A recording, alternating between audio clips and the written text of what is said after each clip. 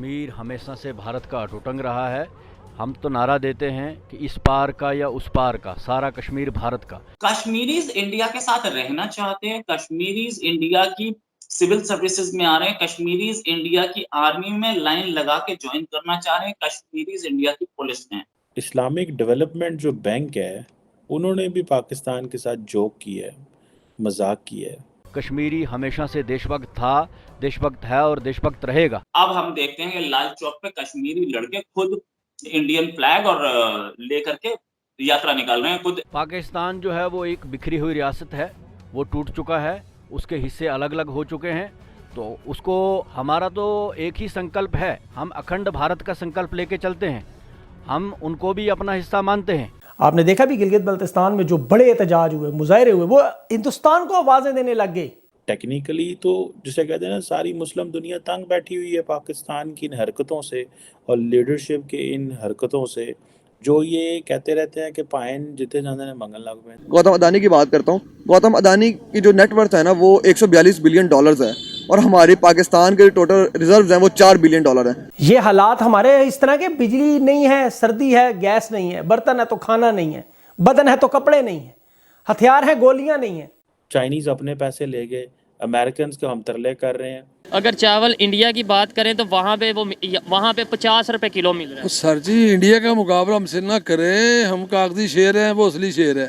दुनिया का वाहिद मुल्क है हमारा जहां ना जंग हुई नहीं, लेकिन हालात जंग से भी बुरे हैं इस वक्त।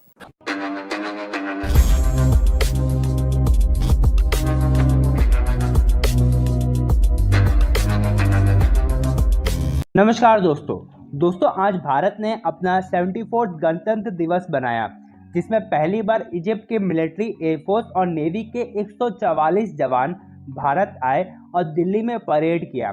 वहीं दोस्तों दूसरी तरफ पाकिस्तान आज शोक बना रहा है किस तरह से सारे मुस्लिम देश भारत के रिपब्लिक डे में ऐसा चीफ गेस्ट बनकर आ रहे हैं और भारत का कद बढ़ा रहे हैं। और आज भारत के रिपब्लिक डे पर हमारे कश्मीरियों ने पाकिस्तान को ललकार लगा दी।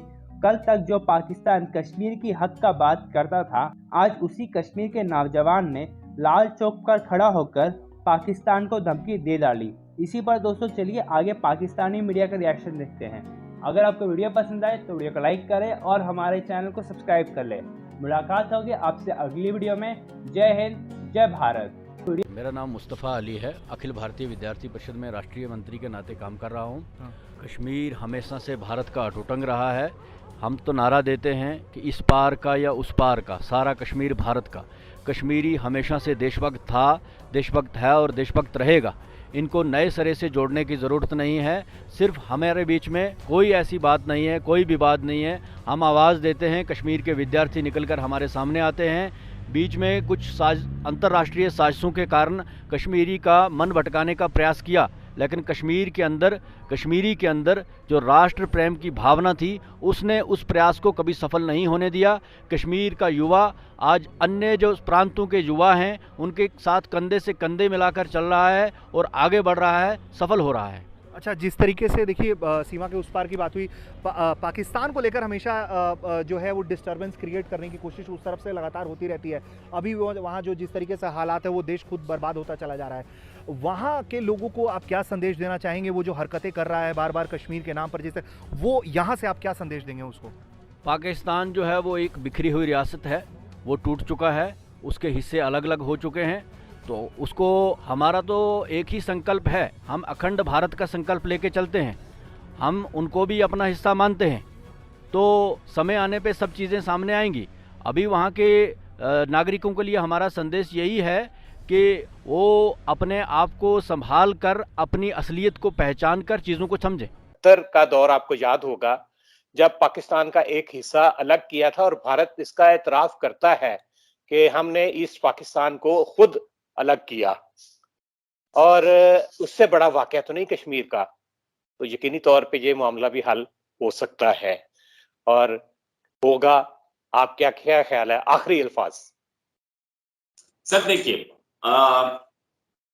जिस समय ईस्ट पाकिस्तान बांग्लादेश बना था, उस समय पाकिस्तानी आर्मी वहां पर क्या कर रही थी वो इंडिया नहीं बताएगा, वो हमूदुर रहमान कमीशन रिपोर्ट पे है, जो कि हमीदुर रहमान जो थे पाकिस्तान के चीफ जस्टिस, उन्होंने लिखा है वहां पे क्या हुआ।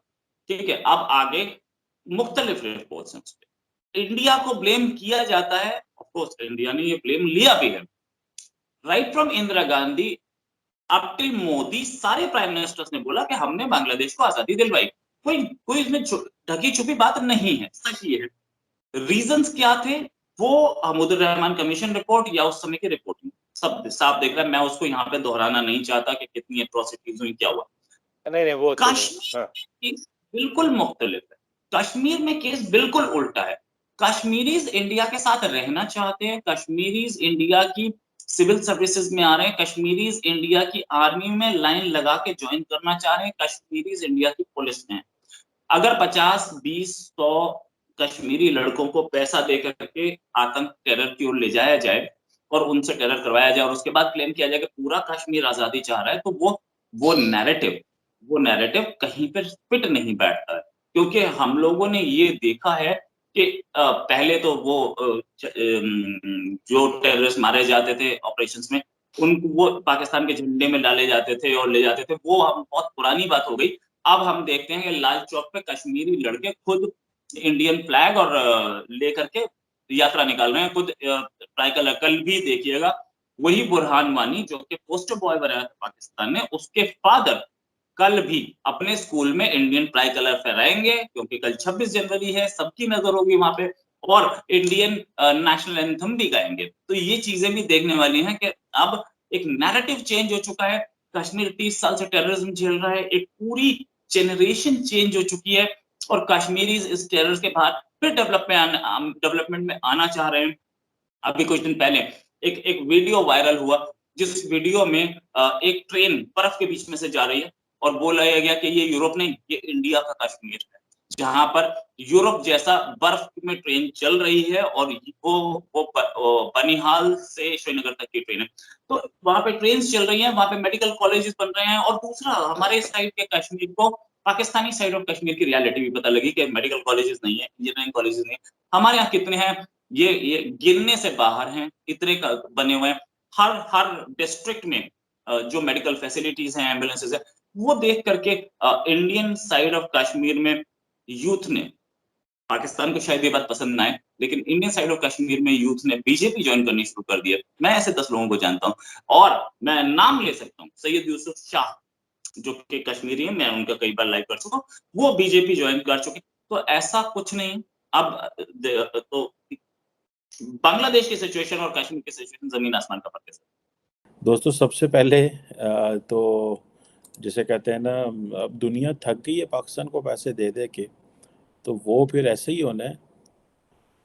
इस्लामिक डेवलपमेंट जो बैंक है, उन्होंने भी पाकिस्तान के साथ जोक किया है, मजाक किया है। और उन्होंने जो रिसेंटली जो जनीवा में कॉन्फ्रेंस हुई और वहाँ पे बताया गया कि पाकिस्तान को $4.2 बिलियन जो है वो जनीवा कॉन्फ्रेंस में इस्लामिक डेवलपमेंट बैंक देगा। असल में वो जो $4.2 बिलियन है, उसमें से $3.6 बिलियन जो है वो ऑलरेडी पाकिस्तान को ऑयल फाइनेंसिंग की मदद में दे चुके हैं। और सिर्फ जो नया पैसा वो हमें देंगे, दैट इज़ $600 मिलियन। अच्छा, जब वहाँ पे प्लेजेस हुए तो वो पता चला जी वो तो $10.5 अरब आ रहा है।